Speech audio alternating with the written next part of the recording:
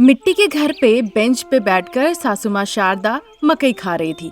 उसी वक्त सब्जी का थैला लेकर बहू अनामिका वहाँ आती है। माँ जी, मैं सब्जियाँ लेने के लिए जा रही हूँ। जाओ बहू जाओ, जहाँ सस्ते कम भाव में मिले वहीं से सब्जियाँ लेना। और हाँ, एक और बात, पैदल सब्जियाँ लेने जाना और पैदल ही आना, याद रखना मेरी बात।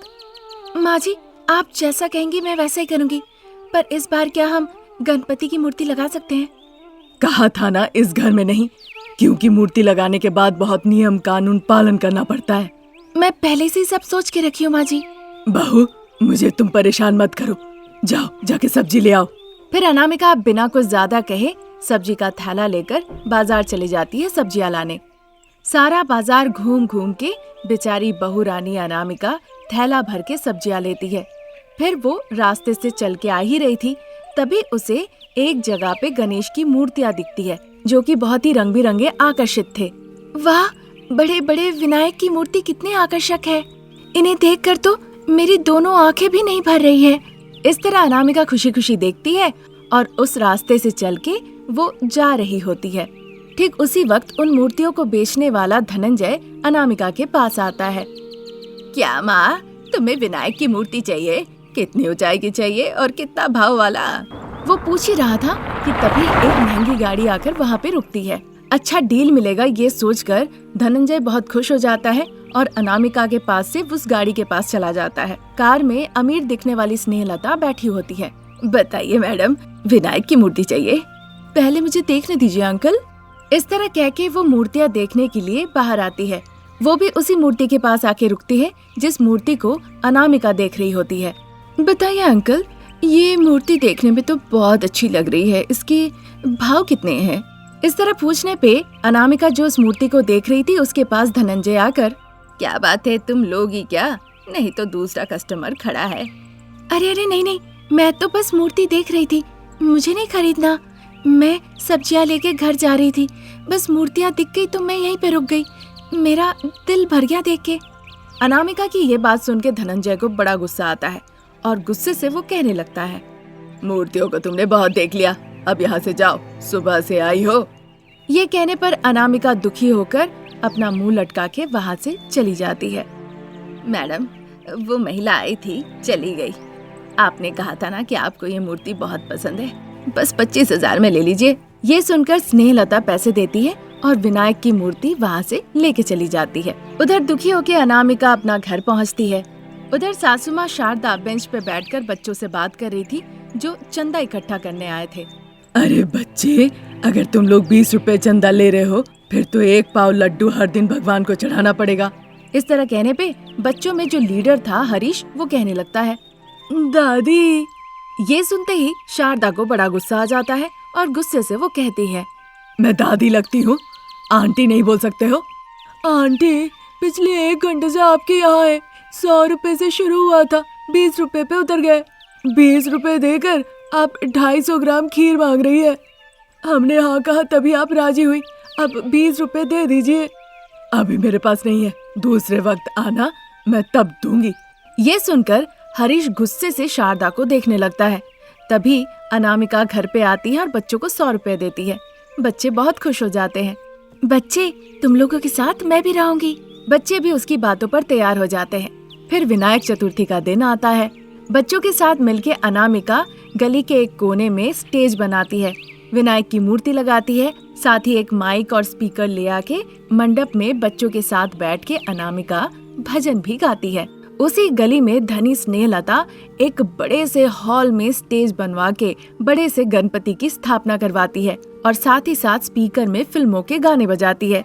पड़ोसियों को ये बात हजम नहीं होती तो वो आके पूछते हैं, ये क्या, आप अमीर हैं, मानते हैं मूर्ति स्थापना की है, पर इस तरह से लाउड स्पीकर में गाना बजाने से कैसे चलेगा?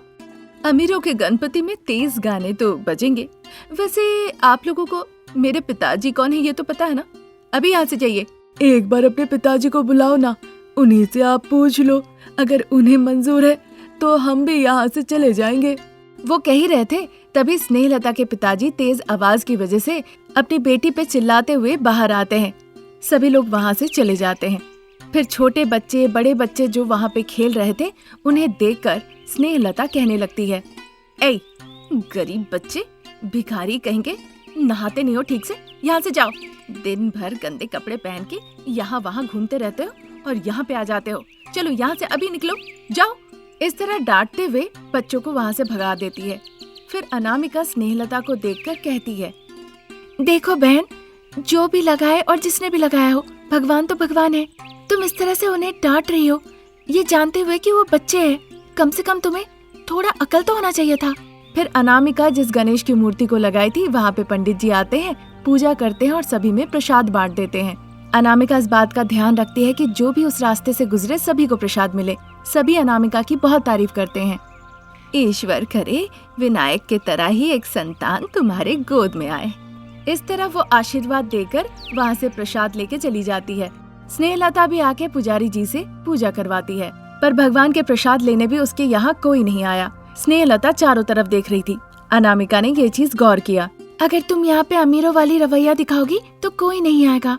तुम्हें कुछ समझने की जरूरत है, नहीं तो तुम अकेले के अकेले रह जाओगी। आज नहीं तो वो कल आ जाएंगे। कल विसर्जन भी है और मैं पैसे भी उड़ाऊंगी।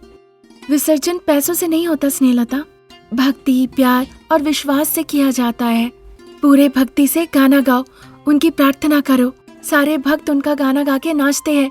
पूरा शहर गली गली उन्हें लेकर घुमाते हैं। तुम्हारी बातें कहने के लिए अच्छे हैं, पर करने के लिए नहीं। इस तरह से वो अनामिका से बहस करने लगती है। पर योजना के अनुसार अनामिका बच्चों के साथ मिलके मूर्ति को अपने सर पे रख के भगवान गणेश की जय जयकार करते करते उसे झील में ले जाके विसर्जन करती है। शारदा, प्रसाद, रमेश भी बहुत खुश होते हैं। स्नेहलता भी बहुत ही भव्य तरीके से विनायक की विसर्जन करती है, लेकिन अंत में उसके पैर में ऐसे चोट लगती है कि उसे बिस्तर पे आराम करना पड़ता है। बहू अनामिका भगवान के दर्शन के लिए मंदिर जाती है और वहाँ जाके प्रणाम करती है। ठीक उसी वक्त अमीर पार्वती वहाँ आती है और देवी को वो भी प्रणाम करती है। अनामिका पार्वती को देखकर पहचान लेती है। वो खुश होकर कहती है, अरे पार्वती, कैसी हो तुम? इस तरह पूछने पे पार्वती भी अनामिका को देखकर पहचान लेती है। वो दोनों इंटरमीडिएट में एक साथ पढ़ते थे। वाह अनु, व्हाट अ सरप्राइज! कैसी हो तुम? पहले देवी माँ को प्रणाम कर लेते हैं, उसके बाद हम बात करेंगे। अनामिका के इस तरह से कहने पे पार्वती देवी माँ को प्रणाम करती है। मिट्टी के घर में शारदा अपनी दूर की रिश्तेदार मीनाक्षी से बातें कर रही थी। वो दोनों सोफे पे बैठे हुए थे। क्या बात है मीनाक्षी, आज तक तो तुम कभी 20 किलोमीटर के आगे नहीं गई। आज क्या बात है कि 100 किलोमीटर रास्ता तय करके यहाँ आई? हमने अपनी बेटी की शादी तय की है। ऊपर से आप बड़ी है, घर की विवाहित महिला है, इसीलिए पहला न्योता बस आप ही को देने के लिए आई। अरे बाप रे, इतना प्यार! ठीक है तो। फिर मीनाक्षी शारदा को शादी का पहला कार्ड दे देती है। हाँ मौसी, वैसे बहू अनामिका कहीं दिख नहीं रही है। लगता है मंदिर गई है मीनाक्षी, जल्दी ही लौट आएगी। ठीक है मौसी, आप जरूर आइएगा, अभी चलती हूँ। इतना कह के मीनाक्षी वहाँ से चली जाती है। अनामिका और पार्वती दोनों ही जहाँ पार्वती की गाड़ी लगी हुई थी मंदिर में, वहीं पे जाती है। चलो मैं तुम्हें घर तक छोड़ देती हूँ। नहीं नहीं, वैसे गाड़ी मेरे घर तक नहीं जाएगी। ये बताओ तुम क्या कर रही हो? आजकल मैं फिल्मों की हीरोइन की ड्रेसेस डिजाइन किया करती हूँ। अच्छा कमा लेती हूँ, इसीलिए व्यस्त रहती हूँ। सच कह रही हो पार्वती? मुझे तो विश्वास नहीं हो रहा है। देखो अब तुम्हें भरोसा होगा। ऐसा कहकर पार्वती अनामिका को एक थप्पड़ लगाती है। पार्वती का मुंह बन जाता है। तुमने कहा भरोसा दिलाओगी और तुमने थप्पड़ मारा। अब तक तुम्हारी वो पुरानी आदत गई नहीं। तुम्हें देखते ही मुझे वो याद आ गया। तुम जब इंटरमीडिएट में थी, तुम ठीक से कपड़े सिल नहीं पाती थी, और ठीक से कपड़े सिल नहीं पाती थी, इस वजह से तुम्हें मार पड़ता था। और आज देखो, उसी वजह से आज कितना अच्छा काम कर रही हो। दृढ़ संकल्प के साथ सिलाई करना शुरू की हूँ, तभी इतनी बड़ी डिजाइनर बनी हूँ। अच्छा ठीक है, अभी मेरी शूटिंग है, फिर मिलेंगे। इस मंदिर में ही मिल सकते हैं हम। इतना कहकर पार्वती गाड़ी में बैठकर चली जाती है। अनामिका रास्ते से चलते हुए, इंटरमीडिएट में से सिलना नहीं आता था, बस वो जानती थी कि उसे एक बड़ा डिजाइनर बनना है। मैं उससे बेहतर सिल सकती हूँ, मुझे बेहतर जगह पे होना चाहिए। घर पहुँचते ही मुझे अपना सिलाई शुरू करना होगा। इस तरह सोचते हुए अनामिका घर लौटती है। फिर एक दिन अनामिका अपने पुरानी सिलाई मशीन को देख रही थी। ये देखकर सासू माँ, ये पुराना सिलाई मशीन को बाहर रख दिया था, इसे क्यों लेकर आई हो बहू? तरह तरह के ड्रेस बनाऊंगी माँ जी, मुझे भी बहुत बड़ा डिजाइनर बनना है। ये पुराने मशीन से तुम क्या सियोगी बहू? तुम डिजाइनर बनना चाहती हो? हाँ माँ जी, मुझे आशीर्वाद दीजिए। तुम्हारे सारे सपने पूरे हो बहू। ऐसा कहकर वहाँ से वो चली जाती है। फिर अनामिका शारदा के सिल्क के साड़ी को छोटे छोटे टुकड़ों में काट देती है। ये देखकर शारदा को बड़ा गुस्सा आता है। अरे पागल लड़की, कल मीनाक्षी की बेटी की शादी है। मैं यही साड़ी कल पहनने वाली थी और तुम इसे आकर काट दी, क्यों भला? आपको कहा ना माँ जी, मैं एक बहुत बड़ी डिजाइनर बनना चाहती हूँ, उसके साथ पैसे भी कमाऊंगी। ये अनामिका का वादा है। पर काटा क्यों? पहले जाके अच्छे से सिलना सीखो। वही तो मैं सीख ही रही हूँ माँ जी। सीखने के लिए तुम्हें अच्छी साड़ी को काटने की क्या जरूरत थी? पुराने कपड़े से तो कर सकती थी ना, तब जाके सबसे तुम बेहतर बन पाओगी। इस तरह कह के वो अनामिका का मजाक उड़ा के वहाँ से चली जाती है। अनामिका सोचने लगती है, जैसे सासू माँ ने कहा, अब मैं पत्तों से ड्रेस बनाऊंगी। पर कौन सा पत्ता जिसे सिलने से अच्छा रहेगा? अशोक के पत्ते? नहीं, केले के पत्ते अच्छे होंगे। आम के पत्ते? हाँ, आम के पत्तों से अगर मैं कपड़ा सिलूं तो मुझे लगता है अच्छा होगा और मैं बहुत ऊंचाई तक पहुंच सकती हूँ। इस तरह से वो आम के पत्तों के बारे में सोचती है। फिर चलते हुए एक बड़े से घर के सामने पहुंच जाती है। करीबन 30 मिनट तक वो चलती रहती है। फिर आम के पेड़ पे चढ़ के वो आम पत्ते तोड़ती है और झाड़ियों को ऊपर से नीचे फेंक देती है। फिर पत्तों को डालियों से अलग कर करके वो उन पत्तों से कपड़े सिलने लगती है। फिर 2-3 दिनों तक कड़ी मेहनत करने के बाद अनामिका आम पत्ते से एक ड्रेस बना लेती है। उस कपड़े को देखकर वो बहुत खुश होती है और मन ही मन कहने लगती है, वाह रे वाह अनामिका, ये तो कमाल है। अब तुम बड़ी डिजाइनर बन चुकी हो, फिल्मों में भी तुम्हें काम मिल जाएगा। अब इस कपड़े को पहन के इसकी सुंदरता को कौन और ज्यादा निखारेगा। इस तरह से वो सोच ही रही थी, तभी वहाँ पति रमेश आ जाते हैं। उसे देखकर वो शर्मा के मुस्कुराती है। वो उसे पत्तों के कपड़ों में सोचने लगती है और नटखट वाली मुस्कुराहट देती है। ये देखकर, क्या हुआ अनामिका, तुम मुझे देखकर इस तरह क्यों शर्मा रही हो? इस पत्ते के ड्रेस में आप बड़े ही प्यारे लगेंगे। क्या कहा अनामिका? मैं ये पत्ते का ड्रेस पहनूंगा? पहनना होगा। अनामिका रमेश को मना लेती है। रमेश भी उस पत्ते के ड्रेस को पहन लेता है। अनामिका हंसती है। फिर अपने फोन से तस्वीर लेके वो पार्वती को भेज देती है। अब अमीर पार्वती अनामिका के पति को पत्ते के कपड़ों के ड्रेस में देखकर बहुत जोर जोर से हंसने लगती है। फिर वो उस तस्वीर को सोशल मीडिया में पोस्ट कर देती है। फिर अनामिका जिसने सिला था और रमेश जिसने इस पत्ते के ड्रेस को पहना था, वो दोनों सोशल मीडिया में फेमस हो जाते हैं।